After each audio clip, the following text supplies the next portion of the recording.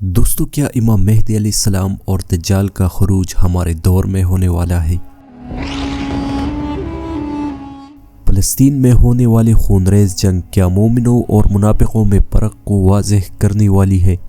کہیں میں اور آپ ان منافقوں میں تو نہیں جو دجال کا ساتھ دیں گے؟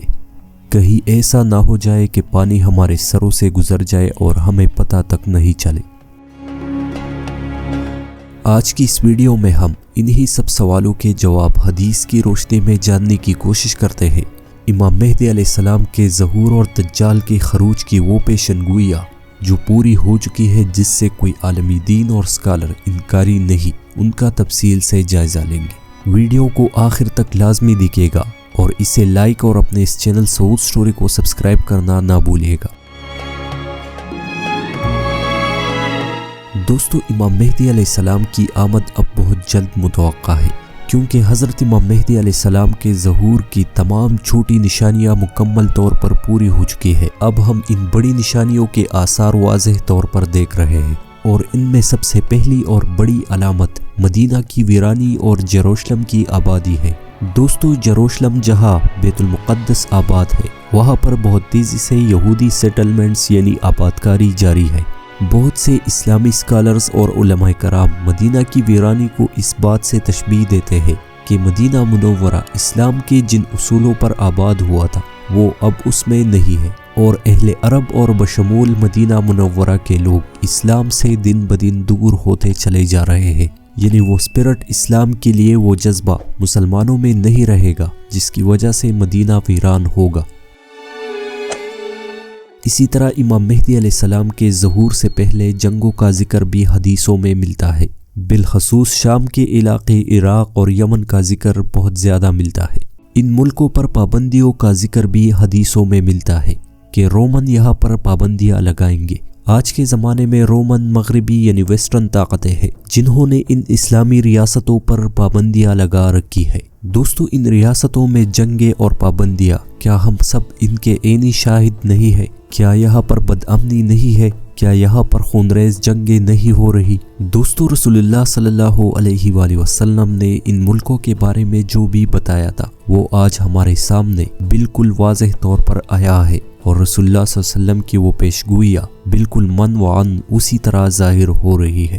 دوستو، علماء کرام اور اسلامی اسکالر کا یہی خیال ہے کہ ہماری یہ جنریشن بہت اہمیت کی حامل ہے، کہ جس زمانے میں ہم ہیں جہاں قرب قیامت کی نشانیاں ظاہر ہو رہی ہے، یہ اللہ تعالیٰ اس جنریشن کا امتحان لے رہا ہے۔ یہی وہ زمانہ ہے جس میں ہم میں سے منافقین اور مومنین میں فرق کو واضح کر دیا جائے گا۔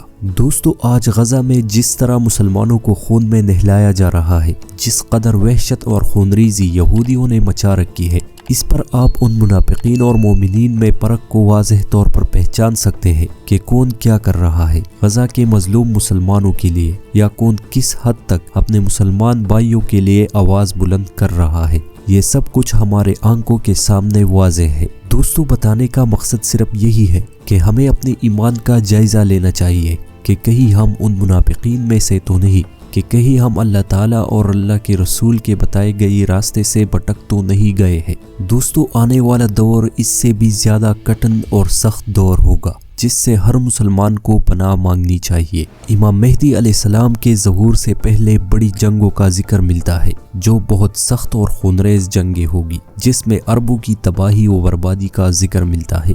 ان جنگوں میں عربوں کو شدید مار پڑنے والی ہے، جو ہمیں دیکھنے کو مل رہی ہے، اللہ معاف کرے۔ اس سے پہلے کہ امام مہدی علیہ السلام کے ظہور کی تمام نشانیاں پوری ہو جائے اور دجال بھی ظاہر ہو جائے، کیونکہ دجال حضرت امام مہدی علیہ السلام کے زمانے میں ہی ظاہر ہوگا۔ اس بارے میں حضور صلی اللہ علیہ وآلہ وسلم نے فرمایا کہ جب دجال آ جائے تو پھر تمہارا ایمان تمہیں کوئی فائدہ نہیں دے گا۔ ایک اور حدیث میں ہے کہ 3 چیزوں سے پہلے اپنے اعمال درست کرو، ان میں ایک چیز دجال کا خروج ہے۔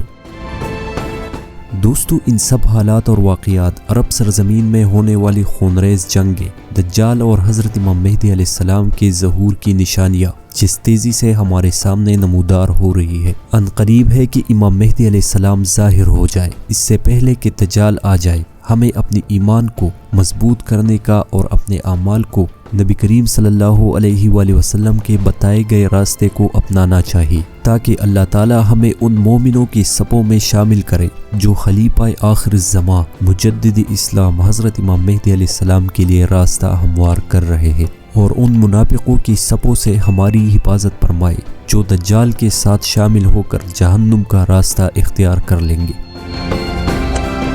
خروج دجال کے بارے میں رسول اللہ صلی اللہ علیہ وآلہ وسلم نے فرمایا کہ جب وہ نکلے گا تو عراق اور شام کے درمیانی علاقے سے نکلے گا، اصفہان کے 70,000 یہودی اس کے ساتھ ہوں گے، اور جب وہ نکلے گا تو سب سے پہلے نبوت کا دعویٰ کرے گا۔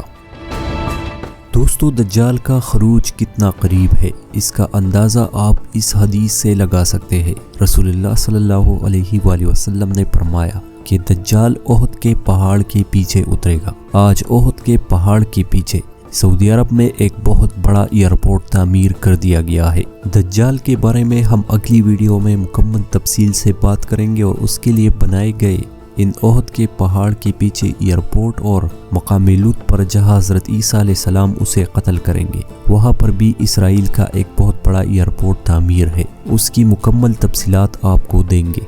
دوستو، آخر میں وقت بہت قریب ہے، حالات بن چکے ہیں، اس سے پہلے کہ کچھ بڑا ہو جائے ہمیں اپنی دین اسلام کی طرف لوٹ کر اللہ تعالیٰ کا راستہ اختیار کرنا چاہیے۔ کمنٹس میں اپنی قیمتی رائے کا اظہار ضرور کیجیے گا، اور اپنے اس چینل سعود سٹوری کو سبسکرائب کرنا نہ بھولیے گا۔ اللہ حافظ۔